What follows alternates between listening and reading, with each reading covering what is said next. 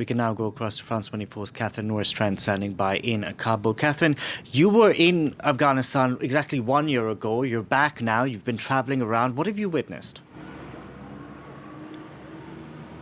Hello there, Delano. Well, 1 year on, the situation is, if anything, more serious than last August after the initial shock and panic of many people here in Kabul. The realities are setting in. So the economic hardships we've been talking about, and of course, the crackdown on women's rights. And I am joined here with our guest, Zholya Parsi, who is a protester. And she's actually been carrying on protesting since the early days when the Taliban swept back to power. Zholya, how are you feeling today on this first anniversary of the Taliban taking power?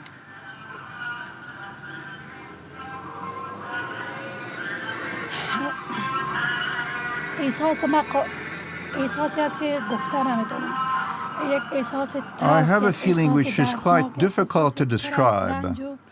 It is a bitter feeling with a lot of pain, a lot of grief. It's been 1 year that the Taliban have taken power in Afghanistan. There were lots of bad events from that date on. Women can no longer go to school. They cannot work.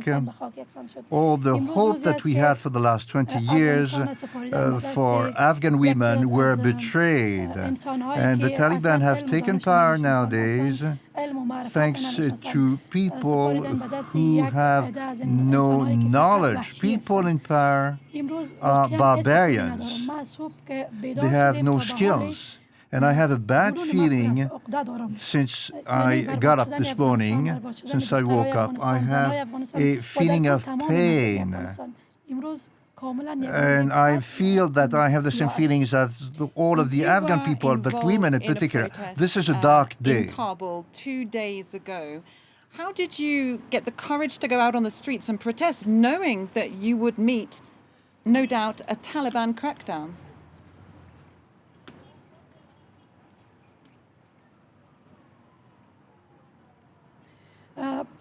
ما که از 3 سپتامبر فعال هستیم یعنی بعد از آمدن طالبان ما شروع کردیم به اعتراضهای خیابانی we've been very active. We started to demonstrate in the streets, not complying with Taliban's orders. We demonstrated against the Taliban in order to set up rights for women so they can go to school and university. I had mentioned over the last few days there were acid that were thrown to women, to reporters. Shots were made, guns were shot in the air. The Taliban don't want the women to be center stage. They don't want them out in the street. They want them to be stuck to their kitchens, and they want Sharia to run their lives. But we don't want to stay inside. We are women for the last 20 years. We've been educated. We've been working. We want to keep it up. We want to keep on doing that.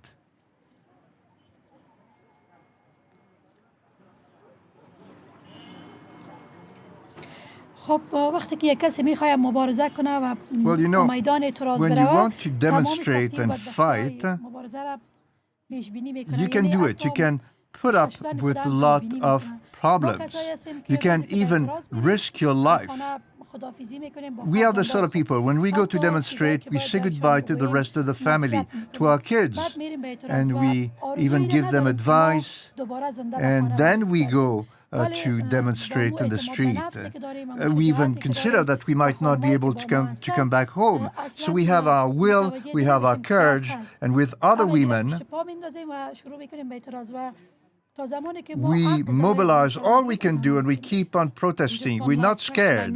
As long as we don't succeed in getting our rights, we're going to keep it up. To high school, to secondary school, but they are banned from going at the moment. How does that make you feel?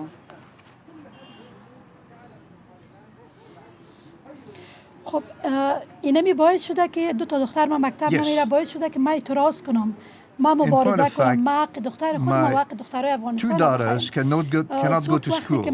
I'm trying to secure their rights so they can go back to school. Every day when I wake up, I see my daughters and they stay home. They can no longer put on the school uniform. And this gives me even more courage, even more energy to go out in the street and protest. So why would I go and protest? Thank you so much, Zholya Thanks to my Parsi, two daughters. for giving us your time today and telling us about your process. So that is the word of the women protesters on the streets, still continuing to come out after 1 year of Taliban rule.